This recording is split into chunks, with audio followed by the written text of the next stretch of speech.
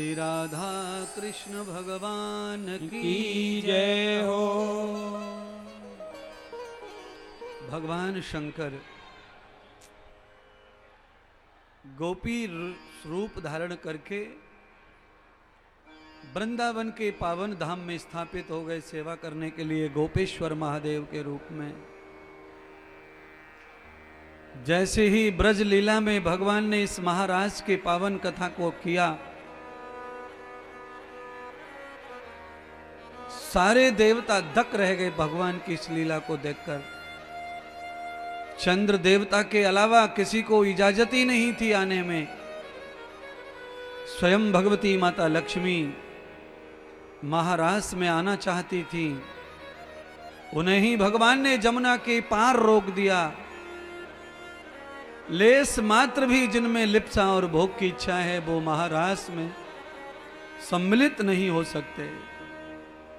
जो परम योगी है, परम प्रेमी है, महाराज उनका ही दर्शन कराएगा। तो आज भगवान शिव और पार्वती एक रूप हैं, भगवान श्री कृष्ण और राधा एक रूप हैं। इस महाराज के बाद दिव्य पावन कथा भगवान ने अनंत लीला मथुरा में की हैं।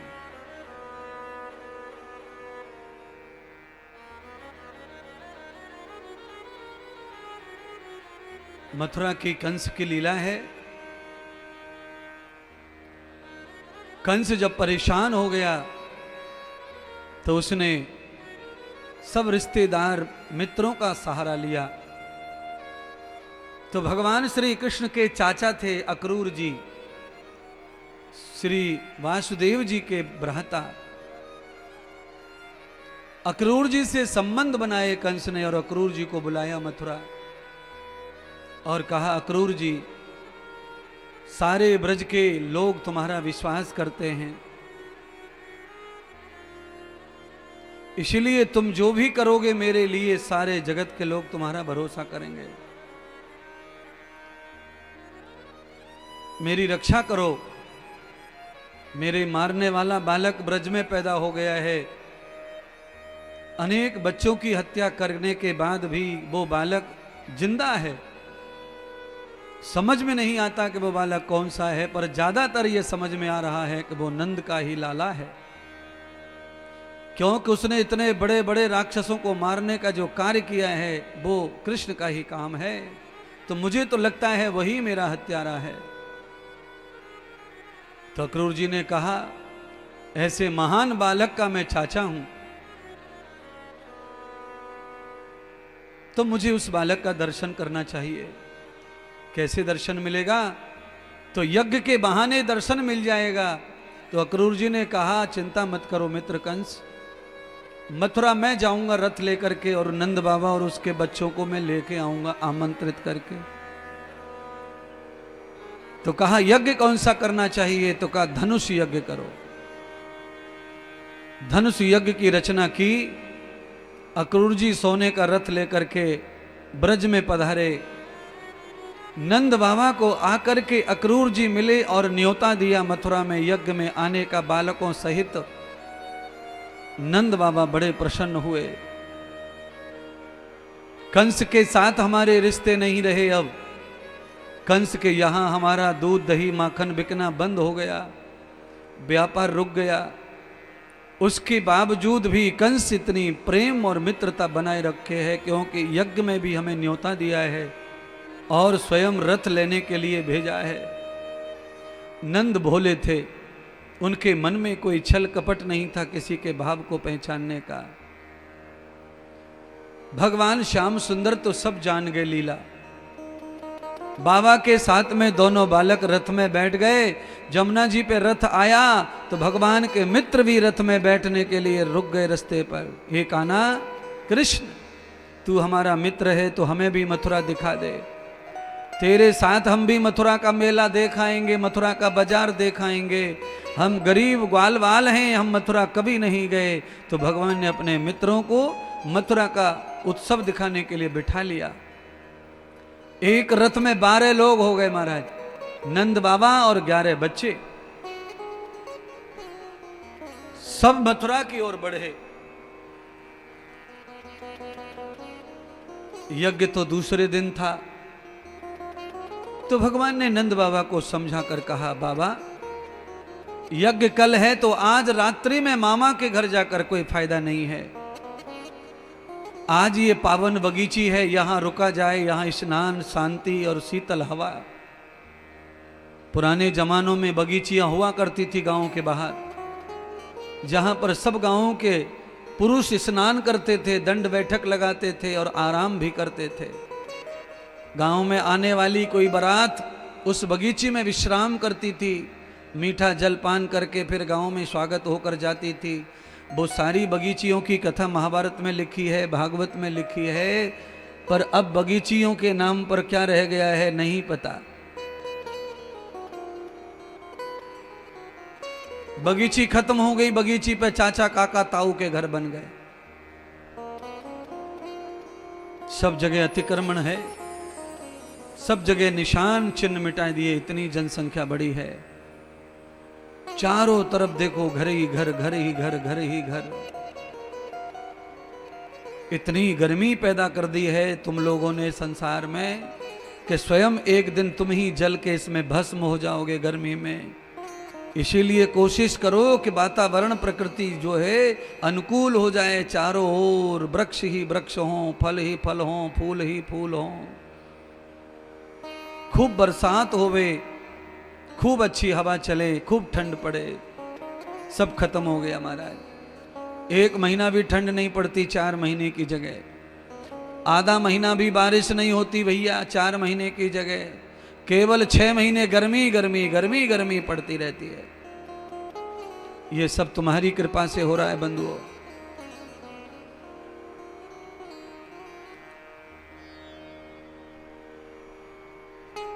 बाबा को सुला दिया बच्चों ने पैर हाथ दबाकर।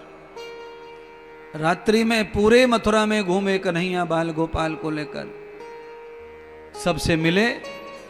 कंस का धोबी कपड़े धोकर जा रहा था, भगवान ने उसका भी उद्धार कर दिया। सुदामा नाम का कोई दर्जी मथुरा में था, जिसने भगवान को वस्त्र सिलकर दिए नए नए यज्ञ में पहनने के लिए। भगवान ने उसका उद्धार कर दिया। वैसे लोग व्यापार कर रहे थे गलियों में, मिठाइयों की दुकान, प्रभु का स्वागत किया, मिष्ठान खिलाया, पान खिलाया। प्रभु ने उनको भी वरदान दे दिए धन धान्य के। आगे कंस के महल पर कुब्जा नाम की बुढ़ी औरत खड़ी थी चंदन लेकर के कटोरे में। नंद का लाला ग्वाल वालों के संग आया, देखा तो बच्चों के माथे पे तिलक नहीं था। तो कुब्जा ने चंदन का तिलक कंस को लगाना था पर बालकों को लगा दिया। तो कन्हैया जी ने चंदन लगवाने के बदले कुब्जा का शरीर सुंदर बना दिया, पवित्र कर दिया।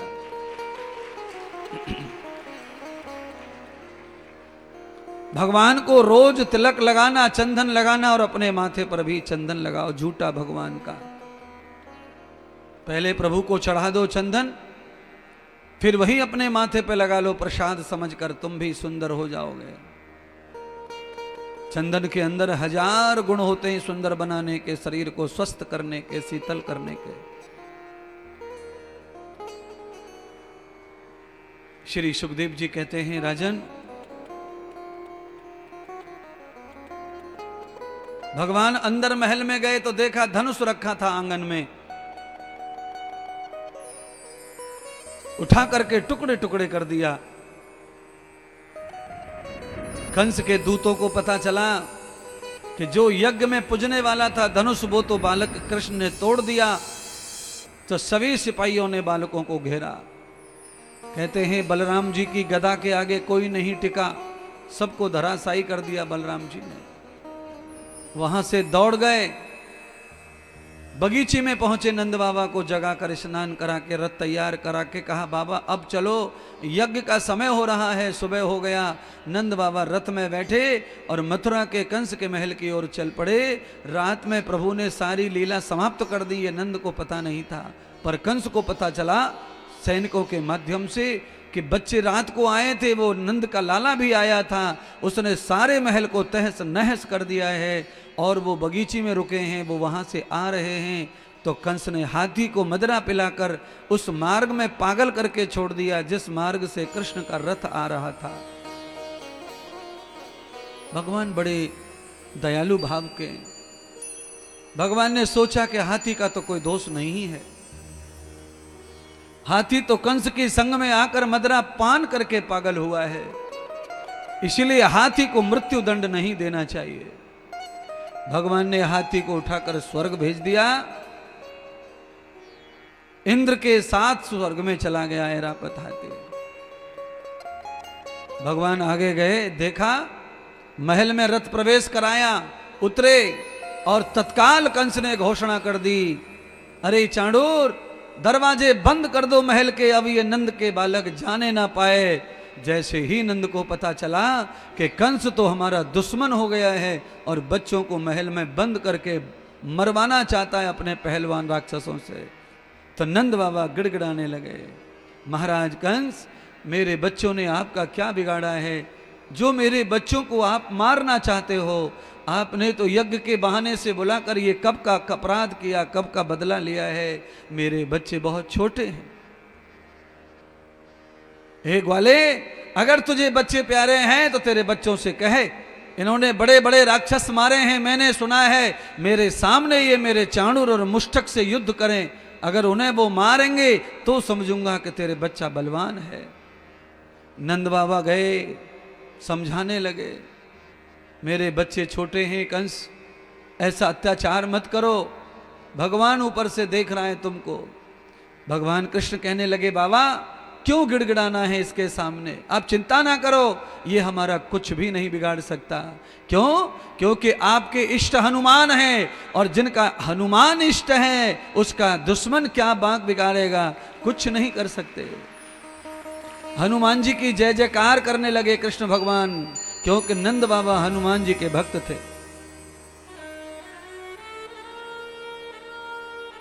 वरदान नंद जी को बरसों जन्मों का लगा हुआ था।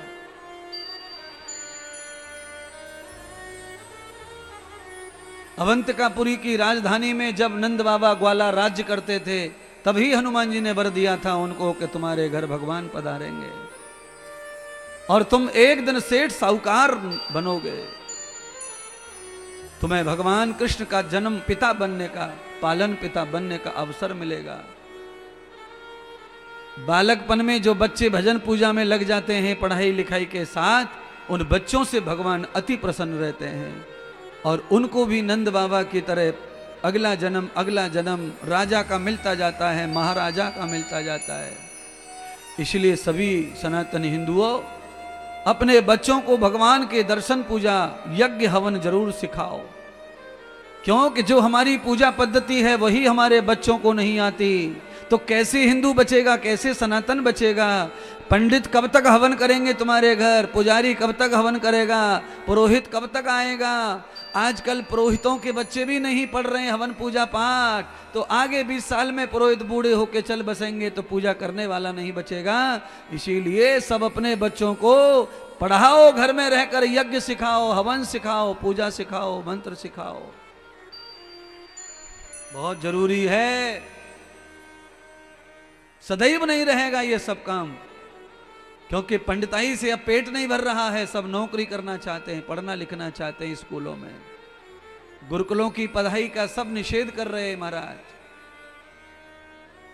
मत पढ़ाओ अपने बच्चों को गुरुकुलों में, पर कम से कम उन्हें हिंदू धर्म की रीति रिवाज तो सिखाओ, कम से कम उन्हें पूजा पद्धति तो आए, वो ये कह सकें कि हिंदू में ये पूजा चलती है, हिंदू में ये पूजा चलती है।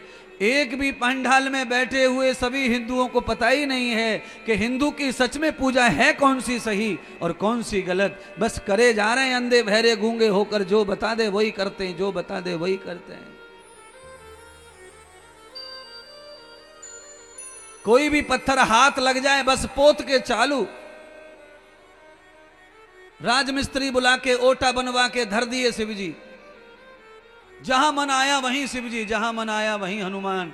तुम्हारे बाप की बापोती हो गई है, जब चाहे चाहे भगवान बना के पूजना शुरू कर देते हो। तुम तो पूज के चले जाते हो, पीछे से आकर के कुत्ता जो दुर्गति करता है वो क्या, तुम चढ़ा गए 4 चनौरी 1 लोटा पानी और पीछे से आया कुत्ता दुर्गति करके चला गया। केवल स्वार्थ में तुम लगे हो शिव जी की पूजा करने। चबूतरे पर बिठा दिए हैं, उघाड़े पड़े हैं, ऊपर से बीट कर रहे हैं चिड़िया पक्षी। हमें क्या काम, हमें तो फल दे दो भोले बाबा, ले जाओ फल। कबूतर की छेर पड़ी है, उठा ले जाओ, खा जाओ। आए मैं ये कह रहा हूं गुस्से में, अगर महादेव को मान देते हो और महादेव का सम्मान करते हो, उससे तुम्हारा कल्याण निश्चित होगा शिव से। पर शिव जी को भी सुरक्षित सम्मान से रखो, केवल पानी चढ़ाने तक ही सम्मान नहीं चाहिए, बाद में रक्षा करो। तुम्हारे घर में कुत्ते कुकड़े बिल्ली आ जाएं तो क्या नुकसान नहीं करते? भगवान के देवालय में कैसे जा रहे कुत्ते बिल्ली? रोको, सुरक्षा करो, बाउंड्री लगाओ, मंदिर बनाओ, छत बनाओ। अरे अच्छे लगने चाहिए भगवान शिव। जहां पट रहा है वहीं पर रख देते हैं महाराज। है कमाल की बात है। दिवाली में हर साल नई नई मूर्तियां में, हर घर में नई मूर्ति, लक्ष्मी गणेश लक्ष्मी गणेश। अब दिवाली हो गई, पूजा हो गई, अब टेंशन आता है सबको, अब ये लक्ष्मी गणेश को कहाँ रखें, कहाँ रखें, कहाँ रखें। तो ज्ञानी लोग घूम ही रहे मोहल्ले में, वो कहते हैं पीपल के नीचे धरे आओ। लो, ज्ञानी तो भरभंडार है पूरे गांव में, हर गांव में ज्ञानी बैठे। तो मैं ये कह रहा हूं मूर्खों, जब घर में रखने की जगह नहीं है, टेंशन है, तो काहे को खरीद रहे हो, काहे को पूज रहे हो? सीधा सीधा लक्ष्मी घर में पत्नी और माँ बैठी है, उनका सम्मान करो, उनको सुधारो, उनको अच्छा करो, उनकी प्राण प्रतिष्ठा करो, उन्हें सम्मान प्रदान करो। पत्नी को क्या कर रहे हो? माँ में लात मारते हो और बाजार से 60 रुपया की लक्ष्मी ला के पूज रहे हो। माँ की कपड़े खींच खींच के फाड़ रही है बहू, और दिवाली आ जाए तो नई साड़ी पहन के बाजार में घूमे। अच्छी सौरती सौरता कहां मिलेंगे?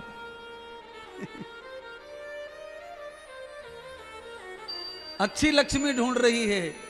अरे माँ, ओ बहुरानी, अच्छी वाली लक्ष्मी तो तूने रुला करके खटिया में डाल रखी है, और ये यहाँ मिट्टी से बनाई लक्ष्मी रंग के पोत के धर दी है सबको उल्लू बनाने। ये अच्छी वाली नहीं, अच्छी वाली तो घर पे ही है जिसने तुझे पति दिया, पति।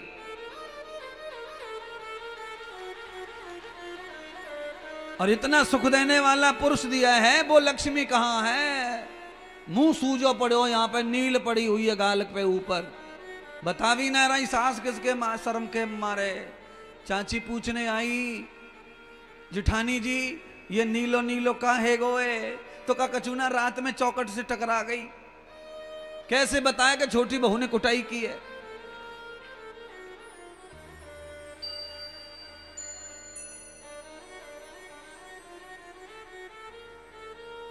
दिवाली में चौकी पे रख रख के रुपया पूज रहे सबरे के सबरे, जिसको देखो वही रुपया पूज रहा है।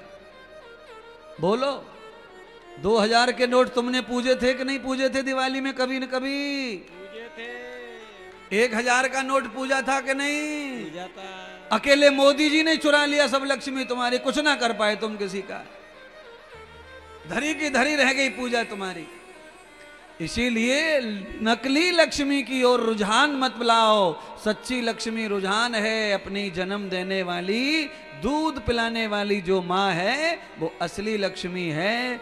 दिवाली में सोने के सिंहासन पर बिठाओ, उसके चरण धो करके पियो, पूजा करो, नई साड़ी पहना के आरती उतारो, क्योंकि उसने तुमको लक्ष्मी दी है, घर दिया है, मकान दिया है, शरीर दिया है, जवानी दी है, सब दिया है।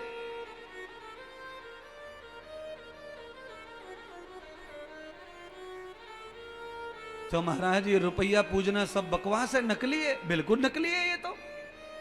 इसमें कोई असली नहीं है, ये बनावटी है सब। और रुपया पूजने से अगर रुपया बढ़ गए होते तो कोई गरीब दुनिया में रहता नहीं। बोलो, रुपया पूज के फिर काहे को सवेरे नौकरी पे जामे, काहे को तकलीफ में पड़ते हैं? रात को पूज दिए रुपया चौकी पे धर के। इतने मतलबी हैं तुम सब। लक्ष्मी का पूजन होता है तब तक तो गणेश और लक्ष्मी को बड़े संभाल के रखें, नेकू गिर गए तो छोरा पे टूट के पड़े लुगाई, तेरी फूट गई है, लक्ष्मी गिराई दी तेने, पाप लगेगा तुए। और जैसे ही पूजी दिवाली के दिन भैया द्योज को दिन आए और लक्ष्मी अपने आप मुंह फुला के पड़ी है चौकी पे, कोई ना पूछ रो। बस जब तक पूजना रही तब तक हाय लक्ष्मी हाय गणेश, और पूजने के बाद में सीधे गणेश जमुना जी में। तुम्हारे ही माथे की फूट गई है, पागल हो गए हो हिंदुओं। गणेश पूजना है, लक्ष्मी पूजनी है तो खूब पूजो मूर्तियों के रूप में, पर फिर उनको फेंका फांकी अपमान मत करो, उनका सम्मान करो, परमानेंट रखो। लक्ष्मी घर में परमानेंट है ही मौजूद।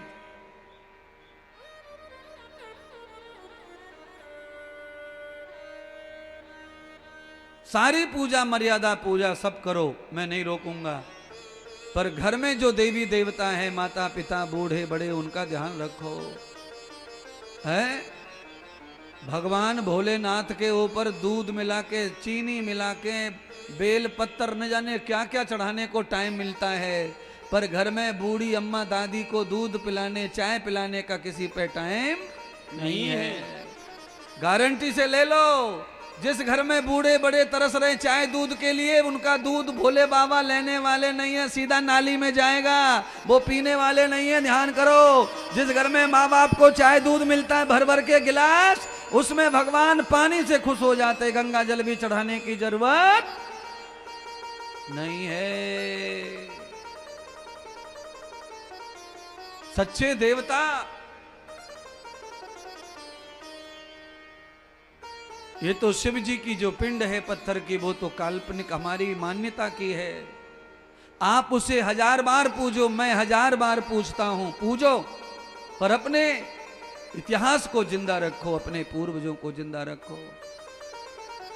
इसीलिए भगवान श्री कृष्ण कहते हैं, बाबा आप चिंता न करो, आप दुखी मत हो, तुम्हारे बच्चों का कुछ नहीं होगा, श्री हनुमान जी तुम्हारी रक्षा करेंगे। चांडूर और मुष्टक ने प्रहार कर दिया बलराम और कृष्ण के ऊपर।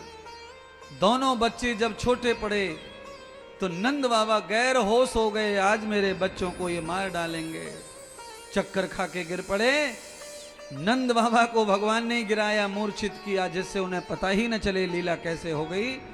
एक एक मुक्का मारा, सबरे दांत बाहर कर दिए, मूर्छित हो गए। कंस आया, कंस को मुक्के ही मुक्के छाती फाड़ दी कंस की, प्राण ले लिए इस कंस के, कंस का वध कर दिया। तब नंद बाबा के नेत्र खुले, बड़े बड़े शरीर गिरे पड़े हैं धराशायी राक्षस, और मेरे दोनों बालक सुरक्षित हैं। हे प्रभु, हे हनुमान जी, आज आपने मेरी जान बचा दी, नहीं तो मुझे भी मृत्यु आनी थी। बिना बच्चों के मैं नंद कैसे जाता यशोदा के पास। बालकों से पूछा, कान्हा, ए बलराम, इतने बड़े बड़े राक्षस कंस कैसे मरा? तो कहा, हनुमान जी आए और गदा से सबको मार के चले गए तुम्हारे बच्चों की रक्षा। हनुमान जी का नाम लेते ही नंद बाबा गदगद हो गए, हनुमान जी की जय जयकार करने लगे।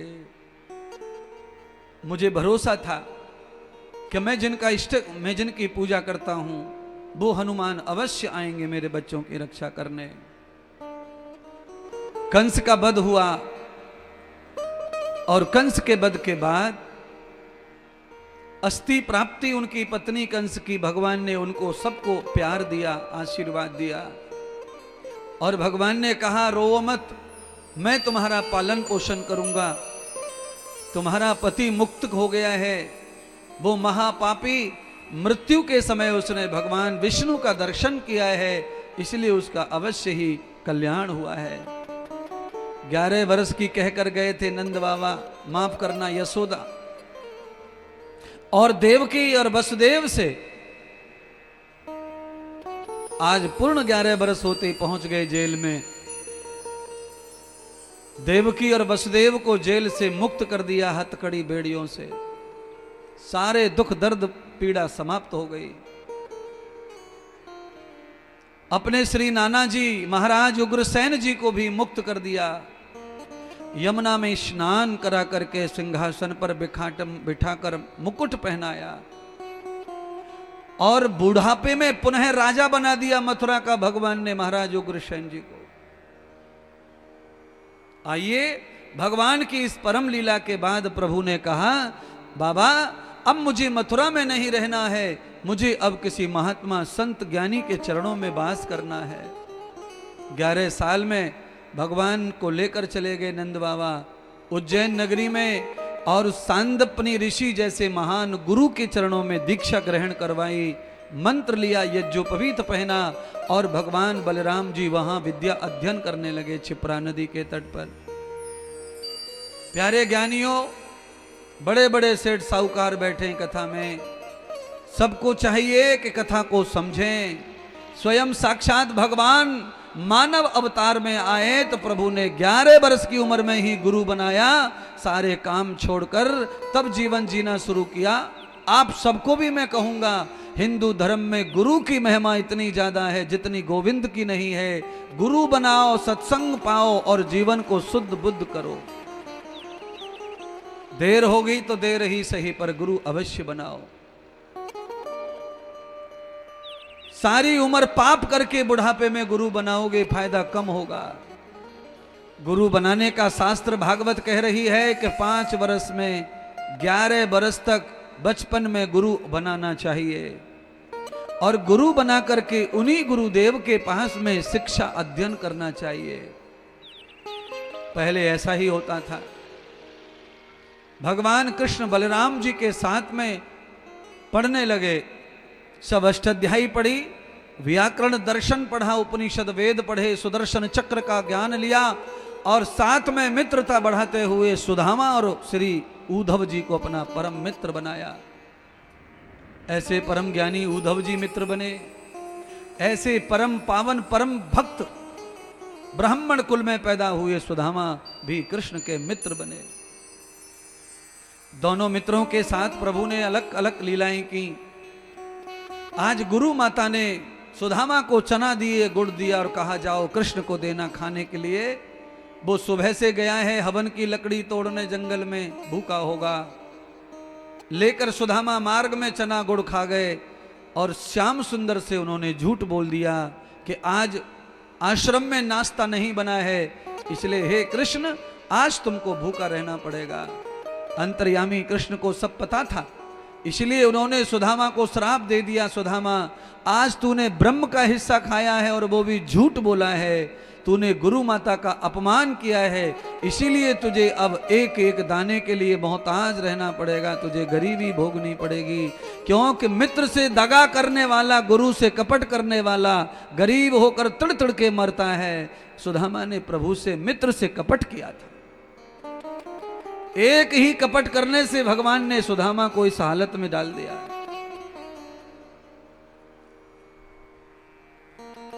पढ़ाई पूरी की, और पढ़ाई को करके भगवान सुदामा अपने धाम चले गए। श्री उद्धव जी परमानेंट भगवान के साथ में मथुरा आ गए। मथुरा में आकर भगवान श्याम सुंदर को 22 वर्ष का शरीर हो गया, तो सीधा देवकी के पिता उग्रसेन महाराज ने भगवान को मथुरा का राज्य दान कर दिया और राजा बना दिया। बोलो श्री मथुराधीश भगवान की जय हो। मथुरा का राज्य चलाने लगे कृष्ण जी। पर प्यारे बंधुओं, मथुरा का राज्य भगवान को टेढ़ा पड़ा। कंस का ससुर जरासंध मथुरा के राज्य को पाने के लिए आक्रमण करता, बार बार हार जाता, बार बार आक्रमण करता, पर भगवान के हाथों से मरण को प्राप्त नहीं हो रहा था। उसे भी वरदान प्राप्त था तपस्या का। जरासंध में सारी बुराइयां थी, केवल एक अच्छाई थी कि वो रोज यज्ञ करके भोजन करता था, और भोजन से पहले रोज दान करता था। तो नित्य दान और यज्ञ करने की वजह से स्वयं भगवान विष्णु भी उसे मार नहीं पा रहे थे, इतना बलवान हो गया दान की महिमा से और यज्ञ की महिमा से। जो नित्य यज्ञ करते हैं, रोज थोड़ा बहुत दान करते हैं, चाहे एक मुट्ठी अनाज ही दान करो, पर रोज दान करो। चाहे गाय को दान करो, चाहे ब्राह्मण को दान करो, चाहे गरीब को दान करो, चाहे जरूरतमंद को दान करो, पर हर रोज कुछ न कुछ दान करो। ये पेड़ पौधे भी रोज हमें दान कर रहे हैं, नित्य हवा देते हैं, फल देते हैं, फूल देते हैं और कुछ नहीं मांगते। नदियां जल दे रही हैं, कुछ नहीं मांग रही हैं। गाय हमको समस्त सामग्री दे रही है और कुछ नहीं मांग रही है। साधु महात्मा निरंतर दे रहे हैं और कुछ नहीं मांग रहे हैं। प्यारे बंधुओं, सदगुरु भगवान सुखदेव कहते हैं, राजन 17 बार जरासंध ने युद्ध किया, अंत में भगवान दुखी हो गए। इस दुष्ट जरासंध की वजह से पूरा मथुरा दुखी है, परेशान है। इसे मार दूं तो ब्रह्मा जी का अपमान हो जाएगा, और ब्रह्मा का अपमान करना उचित नहीं है, नहीं तो ब्रह्मा का कौन सम्मान करेगा।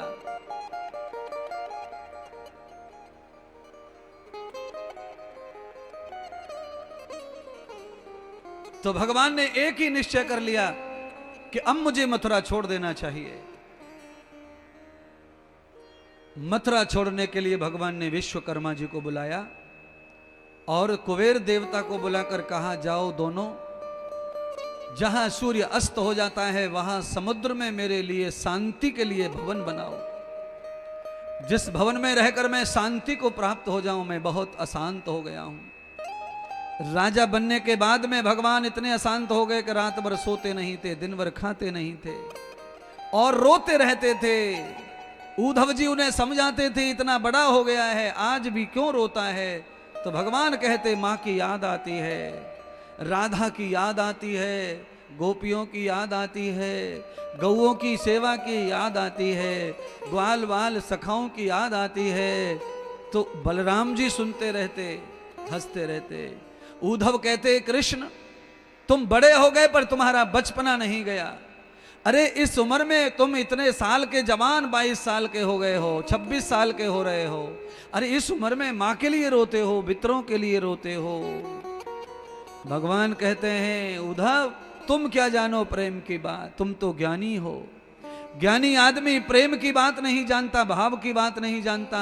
तो भगवान ने कहा, एक बार तुम जाओ ब्रज में, तुम्हें पता चलेगा। आज उद्धव जी को भेजा भगवान ने ब्रज में। लता पता सखी ग्वाले गोपियां गौ प्राधा सबसे गोपाल मिले। उद्धव जी, सारी गोपियां रो रही हैं, सब गैयां रमा रही हैं, मैया रो रही है, पलना पर माथा रख करके सोती नहीं है, रोज झूला झुलाने के लिए लगी रहती है, खाली झूला को याद कर करके रो रही है। उद्धव ने सारा खेल देखा, राधा को देखा तो राधा तो पीली पड़ी है, कदम की डाल के नीचे बैठी है। किसी ने कहा कि राधा, कृष्ण के पास कृष्ण का मित्र उद्धव आया है। तो राधा ने कहा, हमें नहीं चाहिए कोई उद्धव और कोई कृष्ण। अरे मेरा जो ब्रज कृष्ण है वो तो मेरे हृदय में है, वो तो मथुरा का कृष्ण है, वो हमारा कृष्ण नहीं है। इसीलिए आप सब लोग भी राधा की तरह ज्यादातर भगवान को हृदय में ही बसा के रखो, जिससे उसकी चोरी कोई न कर ले और वो कहीं चला जाए तो दुख ना पहुंचाए। उद्धव लौट के आए तो उद्धव ने कृष्ण को सारा किस्सा सुना दिया। अरे कृष्ण, मैं गलत था और तुम सही थे। यशोदा मैया रो रही है, सच में गैया नहीं खाना खा रही हैं, गोपियां सब रोती हैं तेरे लिए। राधा ने पीला वस्त्र धारण, पीला चमड़ी, पीला शरीर हो गया है तेरी याद में, सबने खाना पीना छोड़ रखा है। अरे कृष्ण, इतना प्रेम करने वाले लोग गोकुल में हैं, तो तुम क्यों यहाँ मथुरा में और क्यों द्वारका जा रहे हो? अरे जाओ ब्रज में जाओ, गोकुल जाओ। अब उद्धव जी कृष्ण को भेजते हैं तो कृष्ण भगवान कहते हैं, उद्धव मेरी जो लीला है अब वो समाप्त हो गई है ब्रज की। मेरे लिए तो द्वारका जाना ही जरूरी है, क्योंकि मैं तो संसार के कल्याण के लिए आया हूं। गोपियों को पता चला कि भगवान जा रहे हैं और मान नहीं रहे हैं, तो गोपियों ने भगवान को अलग अलग पत्र लिखे, अलग अलग सम्मान किया। और सब गोपियां कह रही हैं कि हे कान्हा, तुम हमारी वजह से जा रहे हो ना ब्रज छोड़ के, हमने तुम्हें बदनाम किया, तुम्हारी माखन चोरी बताई, तुम्हारी हंडी फोड़ बताई, तुम्हारी बांसुरी की चुराई बताई, इसीलिए हमसे रूठे हो। हमें कुछ भी सजा दे दो कान्हा,